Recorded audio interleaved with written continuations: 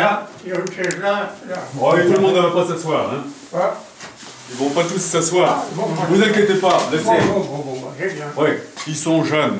Voilà. Ils sont jeunes. Eh bien, asseyez-vous sur le lit au moins. Oui. Alors le père Barbet, Voilà. heureusement qu'il a cet appareil qui permet de grossir. Asseyez-vous dessus. Merci. Là. Oh là. Ah ben ça c'est moi pour voir. Et vous, je vois très mal. Ça c'est tout un vrai handicap. Quand j'ai un, comment dirais-je, bréviaire comme ça. Bon, mon bréviaire, j'ai des classes plein de papa. Il vient encore. Quand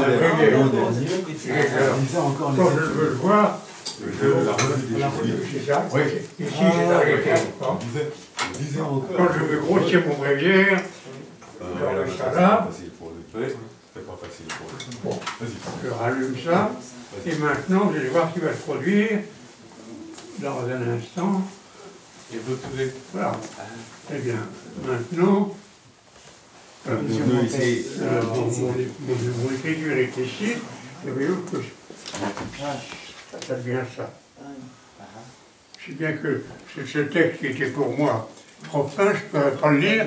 Quand je le mets là, ben, j'arrive devant un texte qui est quand même beaucoup plus grand et qui me permet de le lire, voyez-vous. L'ennui, c'est que je suis obligé de faire un peu ça. Ça me fatigue, bon, c'est pas terrible.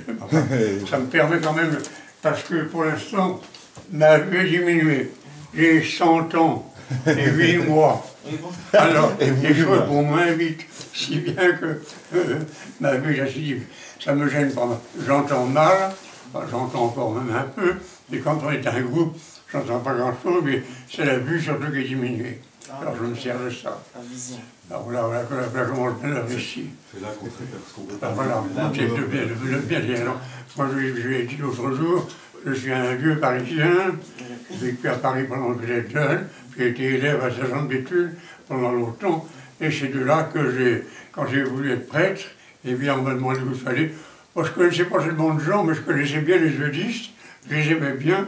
Je dis pas après tout, les eudistes font des choses variées, ils sont dans les collèges, ils s'occupent de prêtres aussi, ils partent en mission, il y avait au Canada, on avait en Amérique du Sud, il après tout, je suis un peu international, hop, je suis devenu eudiste.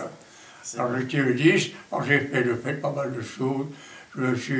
J'ai été aux Jeunes, j'ai été à Rennes un peu, pendant quelques années, 5 années. Ben oui, mais il y a eu la guerre, j'ai fait la guerre. Bon, c'était pas brillant ma guerre, mais enfin bon, j'ai fait la guerre. Puis j'ai été prisonnier. J'ai passé 1 an en Allemagne. Prisonnier, bah oui, j'ai été prisonnier.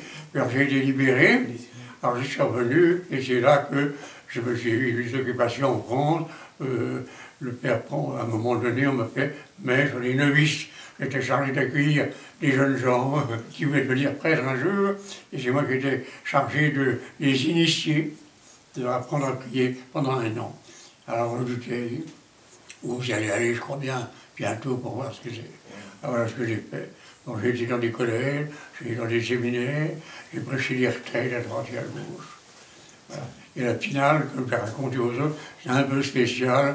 Quand j'ai vieilli un peu, j'ai dit, oh ben maintenant, j'aimerais changer un peu de travail. Alors on m'a envoyé dans une maison de retraite de gens âgés, des malades. J'ai été pendant 6 ans avec des malades mentaux. Ben, c'est des gens malheureux, c'est des gens qui souffrent de ça. Alors je me suis occupé d'eux. Ben, j'étais avec eux, je ne les soignais pas, j'étais avec eux. Et puis après ça, j'étais encore vivant. Alors on m'a envoyé m'occuper des filles repenties, c'est-à-dire les pauvres gosses qui ont fait des histoires, qui ont eu des temps d'histoire, qui sont en prison.